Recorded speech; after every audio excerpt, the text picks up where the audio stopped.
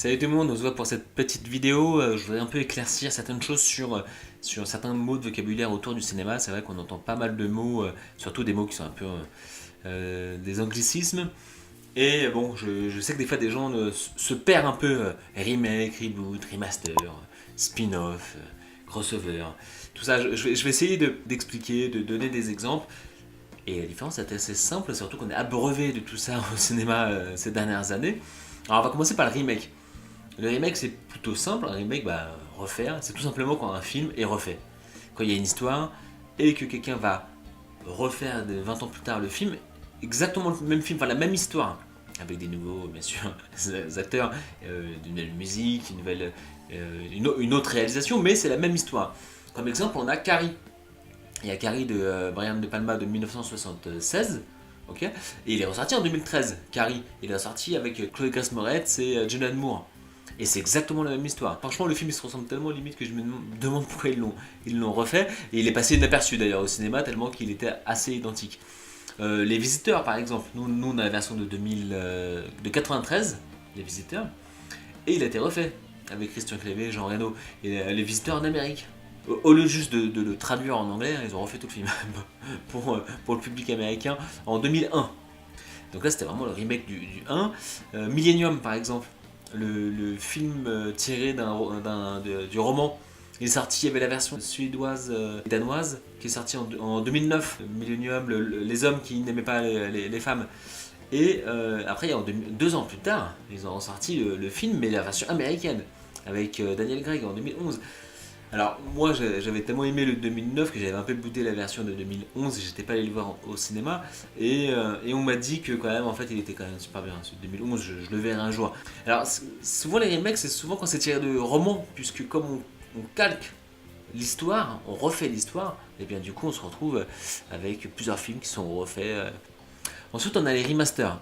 Alors en réalité remake et remaster ça n'a rien à voir. Remaster c'est tout simplement quand un film on va améliorer la qualité visuelle. En réalité, il se passe des remasters tout le temps quasiment. Quand les films ont été mis de DVD à Blu-ray, ils ont été remasterisés, on a repris le fichier qu'on appelle master, le fichier que nous-mêmes on voit jamais, hein, c'est le réalisateur qui l'a, c'est le producteur qui l'a, et à partir de ce fichier, de ce master, ils peuvent tirer une image qui est beaucoup plus propre que l'image DVD. Mais après, ils sont obligés de la compresser pour la mettre dans un DVD, donc nous, on a quelque chose de pas top. Puis après, quand il y a le Blu-ray qui est arrivé, ça a permis de reprendre le fichier master et de tirer une image plus belle qu'on a pu mettre sur les Blu-ray, qu'on a pu moins compresser. Et maintenant, il y a les versions 4K et il y a les versions HDR. Je parlerai de tous ces langages dans une autre vidéo, 4K, HDR, 2K, Full HD, etc. On en parlera, c'est assez intéressant, Atmos et tout ça. Mais en réalité, c'est juste qu'on a pu informatiquement aussi, les outils informatiques se sont améliorés pour essayer d'exploiter à fond le fichier master, le vrai film qui fait des des teraoctets, hein, bien sûr. Et en fait, on améliore la qualité visuelle. Alors, c'est vrai que les remasters les plus connus, pour moi le plus connu, c'est quand même Star Wars. Il y a la version de 97, un remaster dans le but de le mettre dans les DVD. Alors là, c'est même un remaster et ils ont même ajouté des effets, ils ont même ajouté voilà, des effets visuels, des effets spéciaux, etc. Donc eux, là, ils ont poussé quand même long pour Star Wars, hein, la remasterisation du film. Après, ils l'ont remasterisé en 2004, c'était pour que ça coïncide avec la sortie du Star Wars 3. Et l'acteur principal qui joue Anakin, ils ont modifié le visage pour qu'il corresponde, que les deux acteurs ce soit le même en fait entre les deux trilogies. Il y a eu la remasterisation de 2011 qui correspond en fait à la version Blu-ray et la remasterisation 2019 aussi, encore une fois, avec la version 4K cette fois-ci. Alors Star Wars, à chaque fois ils en profitent pour refaire quand même beaucoup de choses dessus généralement. Une remasterisation, ça peut s'accompagner effectivement d'une colorimétrie différente, puisque comme on repart du fichier master, on en fait ce qu'on veut en réalité. Ils nous ont proposé une version ciné avec telle colorimétrie, mais en fait, une infinité d'autres est possible. Et comme les années évoluent, le style évolue, c'est vrai que c'est pas rare que du coup, il change aussi le ton du film. Et c'est ce qui est en train de se passer avec là, actuellement, Le Seigneur des Anneaux, la trilogie, qui sort actuellement, une remasterisation 4K qui sort là, et clairement, qui tranche avec les versions d'origine qui ont maintenant 20 ans. Et c'est vrai que ça tranche. Moi, j'aimais pas trop les versions de 20 ans, le ton, la colorimétrie. Donc moi, je suis plutôt content. Mais honnêtement, je comprends que les gros fans de la première heure de Seigneur des Anneaux soient un petit peu, un peu déçus du résultat. Je comprends, franchement. C'est vrai que les remasterisations peuvent décevoir. Ça c'est pas impossible. Et si vous-même vous avez différentes versions, la version DVD, la version Blu-ray, même des fois différentes versions Blu-ray. Jurassic Park, il y a 2 versions Blu-ray avec 2 colorimétries différentes. Et si vous les comparez, des fois c'est pas exactement la même chose. Ils ont même effacé des éléments, rajouté des éléments. On s'en rend pas compte, mais en réalité, quand on s'y intéresse, on se rend compte que les remasterisations, c'est pas juste les mettre de DVD à Blu-ray, quoi, uniquement. Non, ça va plus loin. Ensuite, on a aussi les reboots. Alors, reboot, ça ressemble au remake, sauf que pour le coup, on recommence à zéro une histoire, et en fait, on recommence une nouvelle histoire avec les mêmes personnages généralement. Alors, les grandes lignes directrices vont rester, mais on raconte une nouvelle histoire.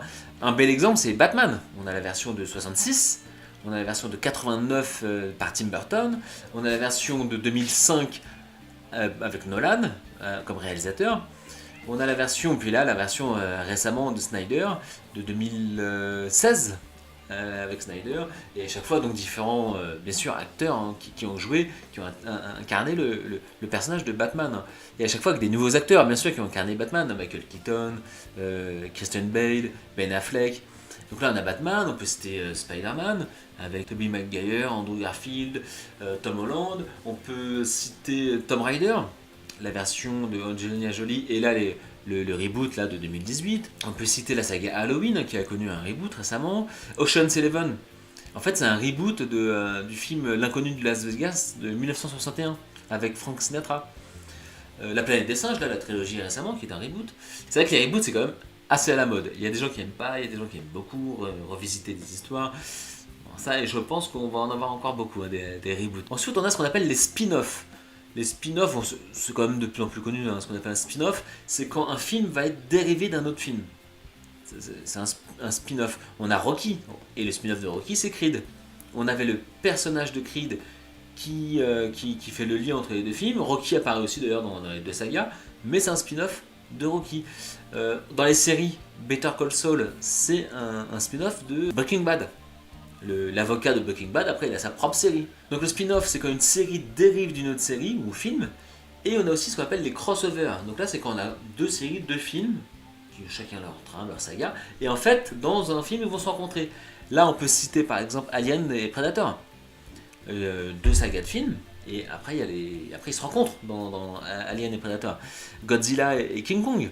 Le film n'est pas encore sorti, mais on a les 2 films Godzilla et King Kong, et ils se rencontrent dans un film qui n'est pas encore sorti, par exemple. Mais on pourrait faire des crossovers, surtout, je sais pas, James Bond et Tomb Raider qui se rencontrent, enfin Lara Croft qui se rencontrent.